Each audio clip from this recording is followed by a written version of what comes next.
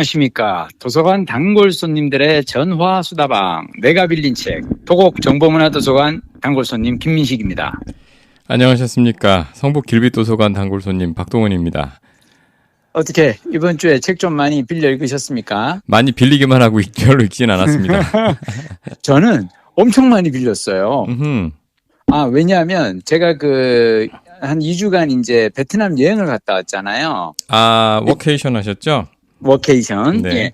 그러니까 저는 이렇게 장기 여행을 갈 때는 가기 전에 이제 왜 책들을 다 반납하고 가야 되잖아요. 안 네. 그러면 연체가 너무 밀리니까. 그러니까 도서관에서 빌린 책들을 싹 다 반납하고 그리고 이제 갔다 와서 이제 새로 뭐 읽을까를 여행 중에 이제 하는데 저는 항상 휴대폰 메모장에 읽을 책들 이렇게 메모가 쫙 있거든요. 그거를 여행지에서 귀국하기 한 2, 3일 전부터 도서관에 이렇게 들어가서 하나하나 제목을 하나하나 이렇게 검색을 해봐요. 그러다가 이제 상호대차 뜨는 거 있으면은 신청을 하죠. 보통 이제 상호대차는 신청하면 한 2, 3일 걸리니까 그러면은 2, 3일 전에 딱 하고 그리고 이제 한국에 오면 이제 짜자잔 도서관에서 이제 톡이 온단 말이에요. 책 도착했다고. 그러면 이제 일요일 날 가가지고 쭉 딱 하는데 그래서 이번에 제가 빌려온 책들이 몇 권 있어요. 내가 요즘 관심 있는 책이 이번에 내가 주로 빌린 책이 뭐냐면 꼬꼬독에서 혹시 건강 관련해서 좀 이렇게 소개할 만한 책이 없을까 싶어서 나이를 이기는 심리학, 디스크 권하는 사회, 라이프 인사이드, 그리고 해내려는 마음은 늙지 않는다. 그리고 나이 들어도 늙지 않기를 권하다. 너무 티나나? 이 중년이 이렇게 이 늙지 않기 위해서 발버름 치는 이 중년의 애절함이 느껴지시나요? 이 책들의 목록에서? 요즘에 처절하게 공감합니다. 그래요? 예. 갑자기 또 왜? 제가 아직 한창 때잖아. 아니, 한창 때라뇨. 저도 만으로 반백이 넘었는데, 신체 증상들이 그러니까 겉보기로는 사실 저만 이렇게 생각하는지 모르겠는데 조금 동안이거든요. 동안이에요. 우리 예, 동안인데 그러나 곳곳에서 이 소위 이제 장년병, 성인병이 아니라 전 장년병이 맞는 거예요. 성인이면 20세잖아요. 근데 그렇구나. 성인병이란 말 좀 이상해요. 예. 그렇구나. 예. 성인이면 그치 20살부터 성인인데. 예, 중년 이후에 나타나는 그런 증상들이 곳곳에 동시다발적으로 나타나면서 본의 아니게 저도 그런 유튜브도 많이 보게 되고 병원도 공부를 이제 하시게 되지. 되고 있습니다. 근데 부장님, 나는 근데 어떻게 생각하면 다시 성인병이라는 말이 또 역으로 맞을 수도 있겠다는 생각이 드는 게 최근에 제가 읽은 기사 중 하나가 뭐냐면 지금 20, 30대들이 현재 40, 50대보다 더 빨리 나이 들고 있다. 가속 노화라는 이제 기사를 봤는데 거기에 나온 게 뭐냐면 30대 중반에 당뇨병이 온다거나 아니면 30대 초반인데 고지혈증이 온다거나 그러니까 보통은 50, 60 넘어서 생기던 병들이 요즘은 30대에도 생긴다는 거예요. 가속 노화입니까? 가속 노화라 그래서 이게 정희원 선생님, 내가 예전에도 책으로 아마 이렇게 조금 소개했었던 것 같은데 지속 가능한 나이듦이라든지 더 느리게 나이 들고 싶다. 그러니까 하여튼 그 책을 쓰신 정희원 아산병원 노년내과 선생님께서 이 국내 주로 많이 소개하는 개념인데요. 가속 노화가 뭐냐면 우리는 노화 그러면 시간에 따라서 똑같은 속도로 사람들이 늙어간다고 생각하는데 그렇지 않다는 거죠. 어떤 습관에 따라서는 노화의 속도가 빨라지는 습관이 있고 노화의 속도를 늦출 수 있는 습관이 있다는 건데 근데 지금 20, 30대는 운동량은 줄이고 식사량은 늘리는 그런 두 가지 방향으로 가면서 가속 노화가 심화되면서 보통 50대, 60대에 나타나는 그런 병들이 이제 20, 30대에 생기고 있다라고 기사가 났거든요. 네. 그래서 어떻게 보면 중년병이 아니라 여전히 성인병일 수도 있어. 맞아요. 가속 노화. 제가 50세 만 50세 되던 달에 고지혈증 진단을 받고 음, 약을 먹기 시작했거든요. 음, 그리고 그런데 이제 막 그걸 동영상 요즘 유튜브부터 보잖아요. 그렇죠. 예, 보다 보니까 아, 정보의 가장 좋은 창구는 유튜브가 돼버렸어, 어느새. 예, 그 나쁜 식습관, 고지혈증을 부르는 나쁜 식습관이 이렇게 나열이 돼 있는데 이게 딱 요즘 젊은 친구들의 식습관이더라고요. 맞아요. 예, 그거예요. 그러니까 뭐 어쩔 수 커피에 없이 담배, 예. 아까 커피에다가 단 거, 그리고 야식, 배달 음식, 패스트푸드, 다 그런 거죠. 심지어 고기. 제가 이제 노안이 또 급속히 최근 1, 2년간 왔거든요. 그래서 스마트폰도 가장 큰 맞아요. 배율로 해서 보고 있는데 음, 요즘 젊은 친구들이 그렇게 눈이 빨리 간다는 거예요. 그것도 당연하겠더라고요. 뭐 그렇지. 이렇게 발광체를 하루 종일 들여다보고 있는데 맞아, 멀쩡하면 이상하지. 맞아. 그래서 생각해 보니까 지금 우리 김 작가께서 쭉 얘기하신 거의 화두가 키워드를 하나 뽑으라면 나이 듦이잖아요. 에이징. 맞아요. 나이듦. 에이징. 근데 송기령 마인드 마이너 송기령 다음 소프트인가 그 부사장 그분이 이번 최신 저서는 아닌데 이번에 또 책 나왔거든요. 핵개인의 시대라는 책 나왔는데 그 바로 전에 시대의 화두로 제시한 게 나이듦이었어요. 나이듦이었어요. 네.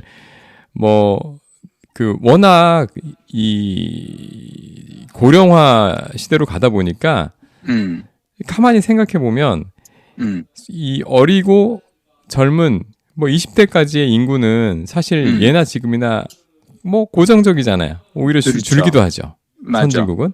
그런데 그보다 나이 많은 사람들, 소위 중년에서 노령 인구는 안 죽는 거예요. 엄청 늘어났고, 그리고 네. 그들이 베이비 부머라 그래서 가장 인구 코호트가 많은 또 세대라 가지고, 근데 그래서 생각해 보니까 청년, 중년, 장년도 중년에 포함시킨다면 청년, 중년, 노년 중에서 어느 분류가 제일 늘어나는 것 같으세요? 작년? 중장년. 중년. 왜냐면 중장년. 그치. 예. 그러니까 맞아. 소위 이제 노년은 이제 생을 정리한다라는 그렇지. 그렇게 생각을 하는 분들이 스스로에 대해서 오케이. 중년은 나 아직 살아 있어. 맞아. 나 뭔가 좀 할 수 있어. 그치. 그런데 이 인구가 사실은 예전에는 한 40, 50였는데 지금은 40대도, 50대도, 60대도, 심지어 70대 중에서도 맞아. 중년이라고 스스로 인식하는 사람이 많다는 거예요. 그러니까 왜냐하면 75세부터 노인이라고 요즘은 또 얘기를 해요. 예. 75세 이후부터. 그러니까 내가 봐도 그건 맞는 것 같아. 중년의 아예 세대 자체가 엄청 넓어졌지. 예, 더 넓어지니까 중년만 넓어지는 거예요. 많아지고. 그러네. 아이들은 예. 별로 안 태어나고. 예. 그러니까 우리가 사실은 이 단어 하나하나가 불러일으키는 오해가 있는데 고령화 시대에 그러면 마치 노년이 늘어나는 것 같잖아요. 근데 그게 아니더라고요. 아하. 고령화 시대는 중년이 많아지는 시대예요. 맞아. 예. 그래서 근데 나이 듦에 대해서 고민하는 거는 나이 듦이 자기의 최대 관심사가 되는 건 사실 중년이거든요. 그렇지. 그러다 보니까 나이 듦이 시대 화두가 될 수밖에 없는 거예요. 맞아. 가장 많은 사람들이 고민하는 문제니까. 예. 그래서 제가 요즘에 마케팅 세미나나 이런 데 가보면 MZ 세대 얘기 이제 좀 그만해라. 헛짚었다. 중년만 많아지는데 뭔 인구는 그대로고 구매력도 없는 MZ 얘기를 하냐 자꾸. 중년이지. 그치. 이런 얘기도 많이 들려요. 아까 이제 50에 우리 이제 그 변화에 대해서 얘기했는데 저도 사실은 제가 몸에 대해서 사실 요즘 너무 많은 관심을 가지고 있는데 그 계기 중 하나가 나이 50에 제가 그 지방간 이게 나온 거예요. 네. 이게 그 건강검진에서. 근데 나는 그때 너무 놀랬던 게 아니 나는 술을 안 마시는데 왜 지방간이 오지? 지방간은 왜 우리 흔히 술 많이 마시는 사람이 이렇게 온다고 생각했고 저는 사실 지방간이 왔을 때 좀 덜컥 무서웠던 건 뭐냐면 지방간이 그냥 놔두면은 왜 간암으로 발전할 수도 있다 그러잖아요. 지방간에서 간염으로 가고 간염에서 간암으로 가는데 그게 몇 분의 1, 몇 분의 1 뭐 이렇게 그 비율이 있거든요. 네. 그래서 나는 옛날에 하여튼 그 후배가 간암으로 떠난 후배를 옆에서 지켜본 바가 있어서 지방간을 어떻게든 이걸 없애야겠구나라고 생각을 한 2, 3년 내가 빙투를 했는데, 별의별 짓을 해도 잘 안 없어졌거든요. 네. 그러다가 이제 이걸 없애게 된 게 저거였어요. 간헐적 단식. 간헐적 단식하고 나서 지방간이 없어졌고, 지금은 제가 그 추석 바로 전주에 제가 그 건강검진 했거든요. 그리고 네. 이제 여행 갔다 와서 이제 그 검진 결과표를 받았는데 3년 연속 이제 지방간은 사라졌어요. 아니, 베트남에서 꽤 잘 드셨을 텐데. 거기서도 간헐적 단식 하셨어요? 아니요, 그렇지는 않은데 베트남 음식이라는 게 네. 베트남 음식이 사실은 되게 건강식이에요. 어허. 왜냐하면 거기는 국수에도 옆에 보면 왜 그 채소를 엄청 많이 내놓고 고수라든지 콩나물, 숙주나물 같은 거 그런 거 이렇게 많이 긁고 가고 베트남은 기본적으로 되게 건강하게 먹는 것 같아요. 조식 뷔페의 그렇지. 거기만 좀 피하면 되겠군요. 조식 뷔페에서도 나는 주로 채소 위주로 먹었으니까. 하여튼 그래서 나는 그때 한 3년 고생해가지고 지방간을 근근히 없앴는데 문제는 최근에는 혈당이 또 나오는 거예요. 혈당이 100이 넘는다고 나와. 근데 이게 100이 넘으면 조심해야 되거든. 90 아니에요? 90? 99예요. 99까지고. 99. 근데 지금 내가 100일 그래. 어허. 근데 이제 물론 이게 125 이상이 당뇨병이에요. 아하. 그래서 조심해야 되는 단계야. 그래서 이제 요즘은 근데 나는 지방간도 그렇고 혈당도 그렇게 이게 왜 나오는가 나는 이제 책을 읽고 계속 공부를 해봤더니 딱 저거더라고. 그러니까 내가 술, 담배, 커피를 안 하잖아요. 네. 건강을 생각해서. 근데 웃기는 게 술, 담배, 커피를 안 하다 보니까 그 대신 나는 뭘 했냐 봤더니 달달한 간식을 많이 한 거야. 왜냐하면 남들 커피숍 가가지고 커피 마실 때 나는 커피를 마실 수 없으니까 그냥 에이드라든지 이런 거 마셨는데 보니까 액상과당이 장난이 아니더라고요. 우리가 흔히 이제 차라리 아이스 아메리카노면은 단 거는 안 들어가잖아요. 내가 따로 설탕이나 시럽을 넣지 않는 한은. 근데 그냥 내가 과일 주스라든지 에이드라든지 이런 걸 시키면 거기에는 액상과당이 엄청 들어가는 거지.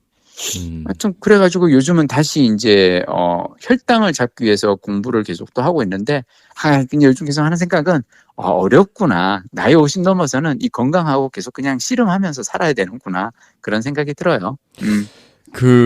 사실 이제 나이 든 분들이 특히나 이제 우리 중년들은 다양한 지병을 갖게 되기 때문에 그렇지. 자기가 맞아. 갖고 있는 지병에 대해서는 꽤 깊이 공부를 하거든요. 그렇지.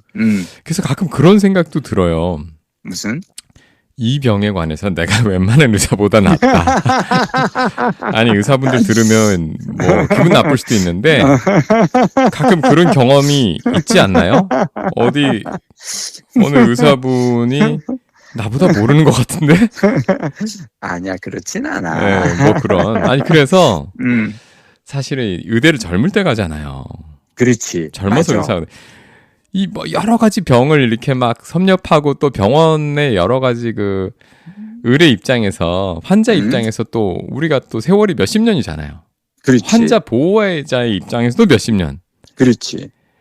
그러다 보면은 나 여기서 좀만 전문적으로 하면 의사 해도 되겠는데? 우리 저기 쿠바 허준 또 그 프로젝트 가동되나요? 힘든 게 싫습니다, 요즘 사실. 쿠바 허준 할 수 있을 것 같은데 힘드네요. 우리 박동원 부장님은 이번 주에 어떤 책들 빌려오셨나요? 제목만 쭉 다 읽어줘. 가장 최근에 빌린 책은 챗 GPT 노마드의 탄생이라는 책이에요. 그건 뭐예요? 챗 GPT 관련된 책이 많이 나왔잖아요. 근데 이 책 조금 특이해요. 어떤 점에서? 부제가 GPT 노마드의 탄생이잖아요. 목차를 이렇게 딱 봤더니 되게 실용적인데 첫 장이 뭐냐면 뭐예요? 첫 장에 이런 얘기가 나와요. 챗 GPT로 돈을 벌 수 있을까? 아하. 그러면서 하나의 일화가 나옵니다. 이 책을 쓰신 분이 강의를 많이 하시나 봐요. 그래서 모 구청에 강의를 하러 갔는데 누가 이렇게 질문하더래요. 챗 GPT로 주식 투자도 할 수 있습니까? 뭐 그렇죠. 어떤 도구가 새로 나왔을 때 그걸로 돈을 벌 수 이게 사실 첫 번째 관심이 될 수 있어요. 그렇지. 예. 그래서 이 사람이 곰곰이 생각해보고 알아본 거예요. 그랬더니 정말로 챗GPT로 바로 그걸 수익화하는 사람들이 있더라. 주식을 투자를 할 때 챗GPT한테 물어보는 거예요? 오늘은 뭐 사야 되나? 여기에 그러면? 나온 첫 번째, 그러니까 다양한 방식들이 있는데 여기 이런 일화가 나옵니다. 유명한 사례로 이게 누군지 잠깐만. 허슬 GPT라고 하는 활동이 있대요. 그건 뭐야? 이게 뭐냐면 허슬은 약간 사기꾼 같은 느낌인데? 그런 뜻인가요? 이게 챗 GPT가 시키는 그대로 행동해서 돈을 버는 활동이라네요. 그래서 이런 케이스가 있었대요. 챗 GPT한테 너의 역할은 기업가야.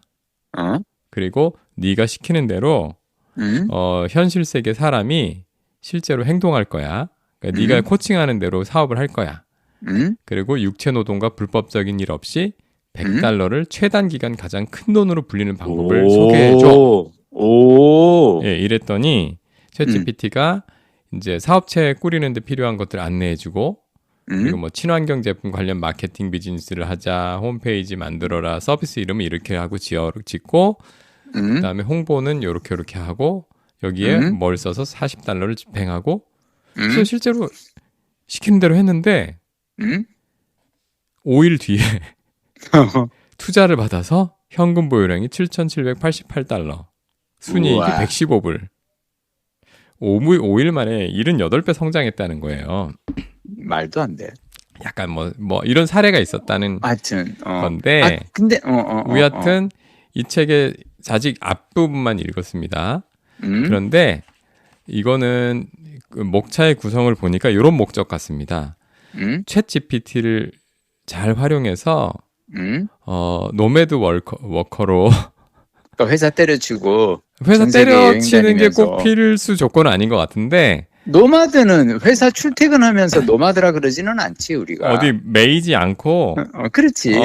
돈을 버는 다양한 방법들을 소개하고 있는 것 같이 보입니다. 끝까지 읽어보면 또 아닐 수도 있는데 목차는 일단 그렇게 보여요. 어디서 나온지 한국이에요? 아니면 외국이에요? 생능북스라는 우리나라 책이고요. 오. 근데 재밌다. 제가 이 책을 그냥 집어든 게 아니에요. 그러면 사실 우리 김 작가께서 김 작가의 부러운 라이프 스타일을 듣고 노매드 라이프 노매드 워케이션에 대해 좀 찾아봐야겠다. 뒤져봤더니 했더니 챗GPT라는 이 가장 화끈한 이 새로운 트렌드와 노매드가 연결된 책이 있어. 아니 부제에 노마드가 들어있어서 이게 잡혔는지 이게 잡혀서 일단 빌려와서 읽기 시작했고요. 그렇군요. 그리고 이건 지난번에 제가 빌려놓고 언급도 해놓고 읽지 않았네요. 위어드라는 책. 그때 한번 얘기했었고. 그리고 참 방금 전에 왜 챗GPT로 돈을 벌 수 있을까? 저는 가장 최근에 챗GPT로 돈을 번 사람이 사주는 밥을 제가 얻어먹었거든요. 그게 뭐냐면 제가 그 대학원에서 강의를 하는데 제 그 강의 수업 듣는 학생분이 어떤 컨텐츠 경연대회 나갔는데 상금을 탄 거예요. 네. 근데 그 컨텐츠 경연대회 나갈 때 이분이 기획안을 작성할 때 챗GPT의 도움을 받아서 작성을 했다는 거죠.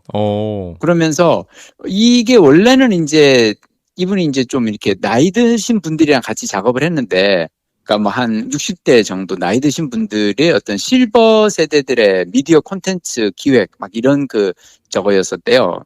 프로젝트였대요. 네. 근데 보통 이런 분들이 하면은 저기 막 그 시나 이런 데서 경진 대회를 하면은 젊은 대학생들한테 밀려요. 왜냐하면 대학생들은 막 그 왜 PPT라든지 막 이런 걸 되게 잘 만들잖아요. 도구를. 네. 그래서 그런 도구 사용 능력에 있어서 60대들 시니어들이 밀려서 지는데 이번에는 이분들이 챗GPT를 활용해가지고 너무 멋진 그 프레젠테이션 툴을 만들어서 나간 거야.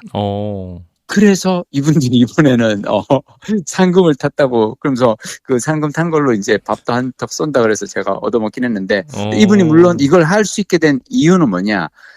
제 그 수업 저는 예전에 방송에서 한번 소개를 했지만 제 수업을 듣는 학생들이 챗GPT를 되게 적극적으로 활용을 하거든요. 네. 그러니까 이 PD 기획안이라든지 아니면 기자들 기사 발제할 때 챗GPT를 통해서 그걸 하고 그걸 보고 이분도 이제 본인의 삶에서 활용을 해본 거죠. 내가 보기에 이제는 챗GPT라는 건 뭐냐면 쉽게 얘기하면 이퀄라이저라는 말 알아요? 이퀄라이저 음악에서 이퀄라이저하고 또 다른 건데 이게 원래 그 미국 영화 제목에 왜 덴젤 워싱턴이 나오는 영화 제목에 이퀄라이저라는 영화가 있어요. 본 것 같은데. 그게 본 것 같은데. 그 이퀄라이저는 뭐냐면은 힘 있는 사람이건 힘 없는 사람이건 평등하게 만들어 버리는 거예요. 이퀄라이저, 이퀄이구나. 근데 이게 사실 미국 사회에서 이퀄라이저는 뭐냐면 총기라는 얘기예요. 총이에요. 맞아요. 그 영화 막 총 많이 나왔던. 엄청 많이 나오던.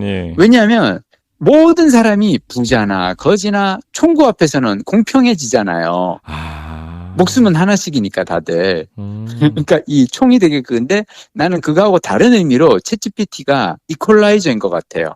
예전에는 왜 특정 기술이나 특정 막 이런 그게 지식이나 많은 사람이 있고 적은 사람이 있었잖아요. 네. 근데 챗GPT를 써버리면은 그 격차가 현저하게 줄어들어 버리는 거지. 또 다른 의미의 이퀄라이저라고 생각해요. 저도 한 이틀 전에 GPT의 도움을 크게 받은 적이 있는데, 그날 하루에 2건을 도움을 받아서 잘 처리를 했죠. 야, 그러니까 이제는 이렇게 박동훈 부장님처럼 GPT를 잘 활용하시는 분이 있고 나처럼 전혀 아직도 GPT는 쓰지는 않으면서 아니 사실 몸으로 때우는 사람이 있고 저도 젊은 친구들만 그렇게 화려하게 쓰지는 못하는데 그 이제 외국에서 그 영어로 이제 메일이 왔는데 좀 복잡하게 이유를 대면서 거절을 해야 되는 그런 내용이었어요. 그런데 그거를 이게 좀 복합적인 감정이고 이러잖아요. 그렇지, 어렵지. 이거 우리말로 쓰기도 참 그런데 그래서 제가 속는 셈 치고 거기다 바로 답장은 해야 되는데 그날 그거를 내 실력으로 하면 너무 하루 다 잡아먹을 것 같더라고요. 그래서 그치. 일단 그 영어 원문을 나한테 이런 우리말로 이런 영문 이런 메일이 왔고 보낸 사람은 뭐 이런 뜻으로 보내는 것 같아라고 짧게 쓰고 그거를 그러니까 이런 목적으로 보낸 것 같아. 그리고 그거를 붙이고 그 뒤에 여기에 아래 요런 뜻을 담아가지고 답장을 한번 써줘. 저는 정말 핵심만 이렇게 해서 딱 했는데 리턴 때리자마자 쫙 쓰는데 우와 내가 읽어보니까 감동이야? 와 진짜 개떡같이 말했는데 찰떡같이 알아듣는다는 게 이런 뜻이구나. 너무 유려하게 세련되게 거절을 하는 편지를 쫙 쓴 거예요. 정말 한 문장인가 살짝 손보고 보냈는데 받은 사람이 감동했나 봐. 이렇게 정성껏 답을 보내줄 줄이야. 이렇게 깊이 고민하고 그래서 너 뜻을 존중하겠다. 이렇게 답이 온 거예요. 그래서 이 사람은 내가 정말로 막 고심한 흔적을 봤구나. 그래서 논란 한편 이 사람 근데 이 사람을 제가 한 2주 뒤에 만나야 돼요.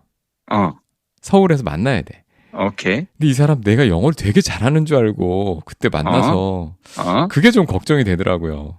에이, 그 걱정까지 해. 그 걱정은 그때 하면 되지. 아니, 그러니까 이 사람이 내 영어는 막, 야, 얘 진짜 영어 잘한다. 내가 메일 보내고 1시간 내에 이런 복잡한 내용을 영어로 그대로 써서 답을 한 거 아니야.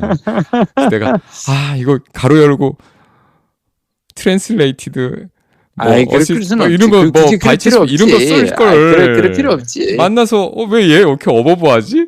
그때 부장님, 뭐지? 이럴까봐. 그때 가서는 되게 겸손한 척, 겸양을 뜨는 것인 척 보여주면 되는 거고, 그때 고민은 그때 하시고, 그나저나 나는 지금 얘기 들으면서 역시나 오늘 내가 사실은 제 모교에 가서 강의를 했거든요. 네. 외대 통역대학원 가가지고 강의를 했는데, 안타까운 거는 이게 지금 난 이제 가서 교수님한테 여쭤봤어요. 챗GPT 이후에 통역 시장의 변화는 어떠냐. 근데 사실은 외대 통역대학원은 우리나라 그 통역 시장에 이렇게 층이 여럿 있으면 나름 그래도 제일 최상부에 있어요. 외대 통역대학원 졸업자들은. 그렇죠. 왜냐하면 사실은 그냥 알바 삼아 또는 그냥 해외 경험 가지고 통역하고 번역하고 하는 사람들도 많거든요. 그렇기 때문에 아직까지 그 층까지는 이제 시장에 별 타격은 없는데 문제는 아래쪽에는 이제 막 초토화가 됐다는 거예요.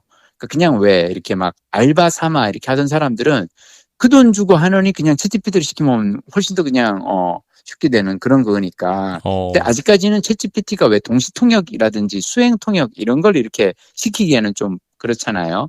그것만 남을 것 같은데요. 그러니까 사람이 딱 전문가가 옆에 붙어가지고 수행 통역을 한다거나 동시 통역을 한다거나 이런 거는 옆에서 우리가 확인을 해야 되니까 그런 거고. 근데 그 밑에 있는 그 전에는 이제 좀 이렇게 저가형 통역 시장들은 통번역 시장은 거의 다 지금 이제 막 엄청나게 흔들리는데, 근데 학교에서 느끼는 바로는 시장의 변화보다 더 큰 변화는 뭐냐? 수험생이 응시생이 줄고 있다. 그러니까 작년에 4.5대 1이었대요. 경쟁률이. 나 깜짝 놀랐어요. 저 95년도에 통대 갔을 때 100대 1이었거든요. 95년도에 한국외대 통역대학원 시험은 당시로서는 거의 사람들이 통역고시라고까지 불렀어요. 그러니까 정말 맞아요, 어지간히 맞아요. 고시 공부하듯이 해도 될까 말까 한 데가 이제 그거고, 영어에 있어서는 하여튼 거의 고시 비슷한 정도로 막 근데 2년 전, 3년 전까지만 하더라도 그래도 한 10대 1까지는 됐는데 작년에는 4.5대 1. 그러면서 교수님이 하신 얘기가 뭐냐면 이미 바깥에서 대학생들이 이제는 안 것 같다. 저 시장은 앞으로 위험한 시장, 흔들리는 시장이라는 거를. 그 얘기를 듣고, 근데 지금 말씀 또 듣고 보니까, 앞으로 하여튼 사람은 뭐라고 살아야 될지. 근데 여전히 박동원 부장님처럼 이걸 제대로 활용만 하는 사람들한테는 참 좋은 도구가 나온 건 사실이네. 제가 그 같은 날 오후엔 또 어떤 일이 있었냐면 뭐야? 회사에서 잠깐 딴짓을 했어요. 하워드 막스라는 유명한 투자 구루가 있습니다. 들어보셨죠? 이름은 들어봤어. 네, 하워드 막스라고 오크트리 캐피털이라는 그 투자 자문사의 전설적인 그걸 세운 분인데 그 전설적인 투자자예요. 지금 한 80대 되셨을 거예요. 지금은 대표에서 물러나셨는데 그래도 이분이 가끔씩 몇 달에 한 번씩 하워드 막스 메모 뭐 그런 걸 쓰세요. 워렌 버핏 그런 거 편지처럼. 편지. 투자자 서한. 그렇지. 투자자 서한. 워렌 버핏도 쓰는 그 유명한 그 오크트리 캐피털의 지금 현직은 아니고 뭐 고문 같은 걸로 물러나 있지만 이 하워드 막스의 메모는 정말 인사이트가 스케일이 달라요. 그래요? 네, 그래서 좀 나눠줘봐. 그래서 이제 제 후배 중에 그거를 이제 꼭 챙겨 읽는 친구가 있어요. 그래서 저도 한번 따라해보고 싶어서 저도 그런 인사이트 옆이라도 이렇게 좀 곁부려도 쬐보려고 그거를 이제 받아서 그게 뉴스레터 신청이 오거든요. 길진 않아요. 한 A4로 한 10페이지 이내. 그런데 모르겠어요. 아무리 읽어도 그러니까 대충은 알겠는데 그렇지. 이게 길고 좀 이게 투자 얘기잖아요. 그리고 표현도 보면은 뭐 그쪽에서만 쓰는 표현도 있고 그러다 보니까 끝까지 졸지 않고 읽기 힘들어요. 그래서 제가 한 3번 정도는 막 졸지 않고 끝까지 봤는데 보고 나도 그렇게 되면 어떻게 되죠? 머릿속에 안 남는 게 안 없지. 남잖아요. 뭔지 그치? 모른단 말이야. 뭔 소리인지 그냥 모르지. 몰라. 정리가 안 되지. 그래서 내가 이번에는 마음을 접고요. 읽다가 그걸 음. 그대로 GPT한테 넣고 음. 자, A4 반장으로 줄여봐봐. 요약해봐. 오. 야, 요약한 걸 딱 기가 읽으니까 내가 그리고 쉬운 영어로 해줘. 와, 기가 막혀. 하워드 막스 선생님께서 하워드 막스 온께서 무슨 얘기를 하려고 하셨는지를 바로 알 수 있었습니다. 이야, 그렇구나. 그래서 그걸 보고서 다시 보니까 맞아요. 맞는 얘기야. 정말 요약을 잘했어. 저는 그거는 이 요약 진짜. 기능은 대체 어떻게 그래요? 하는 건지 이해를 못 하겠어요. 근데 그러게. 결과물은 완벽해서 완벽해. 앞으로는 요약을. 그렇게 제가 어. 막 머리를 싸매고 그러지 않기로 했습니다. 그냥 처음부터 맡기려고요. 근데 옆길로 잠깐 샜는데 응? 제가 여기서 잠깐 소개하는 이 하워드 막스 메모는 응. 이 투자하시는 분들은 응? 꼭 보면 좋을 것 같고 응? 그냥 보면 저처럼 좋으니까 응? GPT에 넣어서 돌려가지고 돌려서 보라. A4 반장이나 한 장 이내에 쉬운 영어로 요약해줘라는 프롬프트를 써서 해서 읽기를 꼭 권하시고요. 응? 이 메모가 참 대단한 게 응? 이분이 메모를 발행을 하고 며칠 뒤에 팟캐스트를 만들어요. 오. 그 회사의 직원이 이 메모에 대해서 이번 메모에 대해서 질문을 하고 인터뷰하고 답하는 식으로 진짜? 너무 친절해. 그러시네. 사실 이 정도 구루의 투자자의 사회 공헌은 바로 이런 거라고 봅니다. 옆을 샜다. 아니야. 그래도 오늘 책 한 권을 딱 집어서 제가 오늘 그 빌린 책들 가운데에서 해주세요. 여러분들께 소개를 하나 살짝 해드리자면 해내려는 마음은 늙지 않는다라는 책인데요. 저는 이 책을 여러분들께 소개하고 싶은 이유가 되게 재밌는 게 이분이 저자가 김원곤 교수님, 서울대 의대 명예교수고 국내 심혈관 분야 권위자, 흉부외과 교과서 중 가장 많이 팔린 책을 집필하셨다고. 그래서 의사로 평생을 사셨는데 나는 이분이 대단한 거는 아까 우리가 왜 오늘 이야기가 나이 50에 어떻게 살 것인가 얘기를 했잖아요. 네. 이분이 나이 50에 결심을 한 거예요. 2가지를 결심하는데 첫 번째가 더 늙기 전에 외국어를 하나 더 배워두면 어떨까 해서 이분이 일본어, 중국어, 프랑스어, 스페인어를 차례대로 공부하고 그냥 공부하고 마는 게 아니라 이 4개 외국어 능력 시험을 봐서 고급 과정에 모두 합격하고요.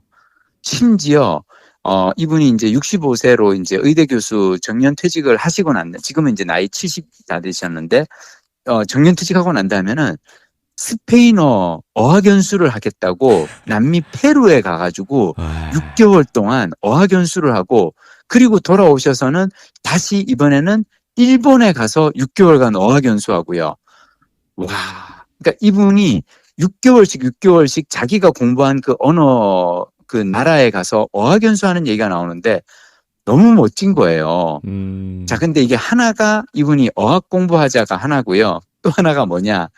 바디 프로필 사진을 찍겠다라고 이분이 나이 50에 결심을 하고 이게 이제 첫 결심은 약간 그랬나 봐요. 송년회 하는 날 그 병원에 이렇게 같이 있는 모든 직장 동료들끼리 이렇게 송년회를 하면은 뭐 의사쌤도 있고 간호사쌤도 있고 그 이렇게 가르치는 제자들도 있을 거 아니에요. 네. 그 앞에서 이렇게 호기롭게 자, 제가 1년 동안 운동해서 내년에 몸 만들어서 1년 후에 송년회 때는 내년 연말에는 여러분들께 송년 카드에 제가 바디 프로필 사진 우통 벗고 찍은 사진을 여러분들께 메일로 쏘겠습니다라고 이분이 한 거예요.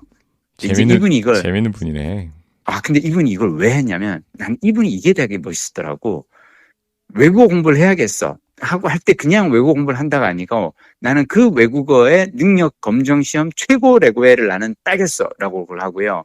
운동을 해야겠어라고 하면 그냥 운동을 하겠어가 아니고 1년 동안 운동해서 바디 프로필을 찍어서 사람들에게 메일을 쏘겠어.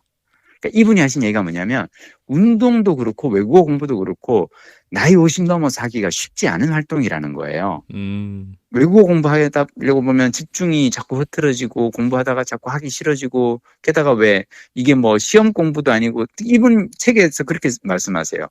영어도 아니고 1어 중국어는 자기 직업에도 아무런 관련이 없고 뭐 그렇다고 이거 1어 공부해서 뭘 노후에 특별히 어떤 커리어상의 어떤 다른 어떤 목표가 있는 것도 아니고 오로지 취미와 자기 개발로 하는 건데 그냥 하면은 마음이 해이해질 것 같아서 목표를 정했다. 운동도 역시 마찬가지다. 50 넘어서 왜냐하면 50 넘어서 그냥 운동해야겠어 하면 운동하다가 좀 이렇게 바쁘면은 빼먹고 그러는데 사람들한테 이미 공표를 했잖아요. 1년 후에 바디 프로필을 찍겠다고. 그러니까 열심히 하게 되고 그래서 이분이 바디 프로필을 찍어가지고 사람들한테 사진으로 다 쏘고 연구실에다가 붙여놓은 거예요. 그 사진을.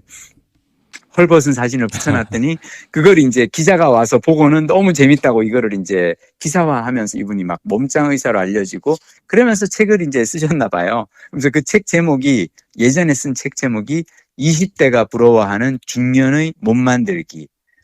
그리고 그 다음에 쓰신 책이 파란만장 중년의 4개 외국어 도전기. 너무 멋지지 않아요? 멋지긴 한데, 어? 아무리 멋지긴 노력해도 한데. 그렇게 되기 힘들 것 같아서 조금 뭐라 그럴까? 그런 그거야. 경우 있잖아. 어떤 경우? 전교 1등 보면 아하, 너무 쉽게 다 해내는 것 같은 느낌? 뭐 쉽게 하진 않았겠지만 응? 부럽기도 하고 나는 저렇게 절대 못 된다는 거를 알기 때문에 뭔가 좀 의기소침해지는 느낌? 나만 그런가? 그래요? 이게 자기계발서 독자와 비독자의 차이라고 생각해. 우리 박동 부장님은 자기계발서를 별로 안 읽는 편이잖아요. 네, 그렇죠. 나는 자기계발서를 읽는 이유가 이런 책을 보면 나는 동기부여가 되거든. 그리고 이야 멋있다. 나도 이렇게 한번 해봐야지라는 생각을 하게 되거든. 그래서 난 당장 이 책을 읽고 내가 제일 먼저 했던 게 뭐냐면 아니 이분이 봤더니 어학연수를 가는 게 너무 쉬운 거예요. 페루에 가서 페루에서 스페인어 어학연수를 6개월 동안 하는데 생각해봐요. 페루면은 물가도 싸고 괜찮을 것 같은 거야. 그래서 나는 가만히 생각해보니까 저는 뭐 영어는 이미 뭐 어느 정도는 하니까 내가 영어 다음으로 공부한 언어가 일본어, 중국어, 스페인어 순이거든요. 네. 그리고 제일 잘하는 순서도 그 순서고 그래서 나는 이 순서대로 한번 어학연수를 가봐야겠다. 그래서 제가 일본 겨울방학, 2024년 겨울방학 일본 어학연수하고 검색을 해보니까 있더라고. 동계올림픽의 도시 나고야에서 3주간 어학연수 하는 그게 있는데 나이는 제한이 없는 거예요. 대학생부터 아주 중장년까지 아무나 할 수 있고 그리고 그 기간 동안 주말에 스키 타고 평일에는 어학원에서 일본어 연수받고 그래서 이걸 내년에 겨울에 해볼까 할 생각이 들 정도로 이 책을 읽으면서 많이 솔깃했답니다. 근데 저는 이 책에서 딱 한 구절만 여러분들한테 읽어드릴게요. 네. 이제 시간도 다 되고 하니까 왜 배달이라 그래서 최배달이라 그래서 옛날에 왜 그 전설적인 무도인 최영이라고 있었잖아요. 바람의 파이터. 너 멧돼지야? 멧돼지인가 뭐지? 너 나 최배달이야. 그래서 막 이제 그 옛날에 넘버 3인가? 송강호 씨 그거. 그 최배달이 이런 말을 했대요. 실전이 없으면 증명이 없고 증명이 없으면 신용이 없고 신용이 없으면 존경이 없다. 아니, 설마 주로 거리에서 싸움만 하시던 분이 만든 말이 실제로 어쨌든 아니 근데 그러니까 이 말은 뭐냐면 그러니까 이 책에서 이제 이 말을 하시는 게 뭐냐면 공부를 할 때 그냥 하고 마는 게 아니라 어떤 식으로든 시험을 보든 뭘 하든 실전을 하라는 거예요. 그래야 실전을 통해서 왜냐하면 나 그냥 일본어 공부했어가 아니라 나는 일본어 무슨 능력 검정 시험 몇 급을 봤어. 그래서 몇 급을 땄어. 실전이 없으면 증명이 없고, 증명이 없으면 신용이 없고, 신용이 없으면 존경이 없다. 아하. 그래서 저는 이 책을 읽으면서 너무 좋았어요.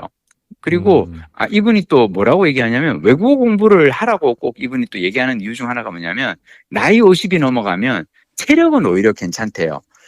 지력이 자꾸, 정신력이 자꾸 떨어진다는 거야. 근데 그 이유가 뭐냐면, 인류가 수십만 년 동안 지내오면서 나이 40, 50에 머리를 많이 써야 될 일은 없지만, 나이 40, 50에도 멧돼지가 나타나면 도망을 가거나 쫓아다니거나 했어야 했을 거 아니에요. 네. 그러니까 이분이 책에서 얘기하는 게, 인류는 수십만 년 동안 사실은 몸을 쓰면서 살아왔고, 머리를 쓰기 시작한 거는 불과 최근 몇천 년밖에 안 됐다는 거지.